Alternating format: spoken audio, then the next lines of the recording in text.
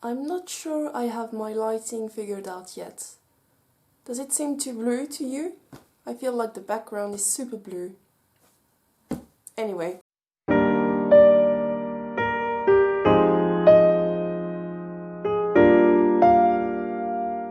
Hi guys, welcome back. So, you've been clean for 2 days, 2 weeks, 2 months, 2 years, 2 decades. And you should feel so amazing, like, wow, I've beaten this. I never want to self-harm again. I'm so ready to conquer the world and my mental health. And instead of that, you don't feel proud of yourself. You don't feel good about achieving this new milestone. What's happening? That's what we're gonna discuss today. This is something that can be very, very disturbing. You have everyone around you that is just so happy for you and saying, yeah, congratulations, you've beaten this, and not like you've beaten this, and you yourself don't know how you feel about it. You feel like maybe it wasn't the right choice, maybe you shouldn't have fought for this. This is something that I've definitely felt like, oh my god, I've been clean for such a long time.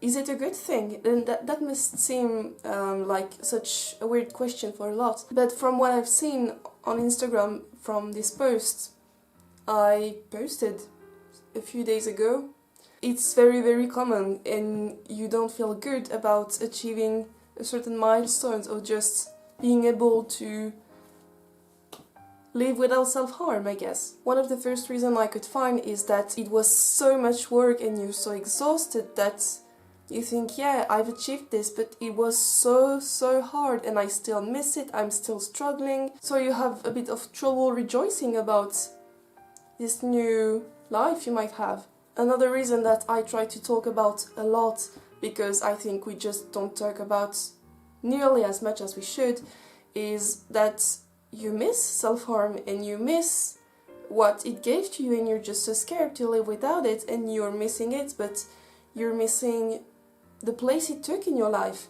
Yes, it was a very toxic place, a very toxic behavior, but it gave you so much joy, and no, not joy, but comfort, I guess.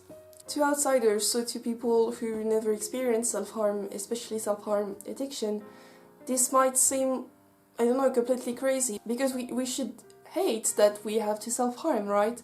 We should hate that we have to do such a horrible thing. But when you do a horrible thing over and over again, it becomes your daily life. I think you can think about it a bit like Stockholm Syndrome, where someone becomes in love with their abuser. So when they get out of the abusive situation, when they go back in their families after not seeing them for 10 years and being sequestrated for 10 years, they miss their abuser. They miss what happened, not because it was good for them, but because it was their daily life for 10 years and because it was their only way to survive. It was to learn to love their abuser. And I think you can translate Stockholm Syndrome to addiction quite a lot of the time. People start to love their addiction, even though it's super toxic for them. It's something they start to love. I can't really explain you why, but I think you can understand it this way. And that's why sometimes when you've learned to live without self-harm, you can still miss it and feel bad that you don't live with it anymore.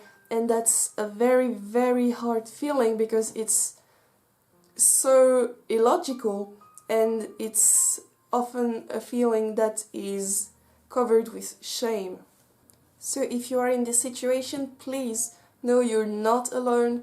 No, you don't have to be ashamed about that. It's something super common and it doesn't mean you're a horrible person, or it doesn't mean that you did it for attention or that you don't want to get better. It just means it's part of the addiction. So that's it, guys. I hope you liked it. Tell me what you thought about this video in the comments, or if you disagree with what I'm saying, tell me in the comments. You can hit me up on Instagram if you want to chat with me. I answer every DM I get.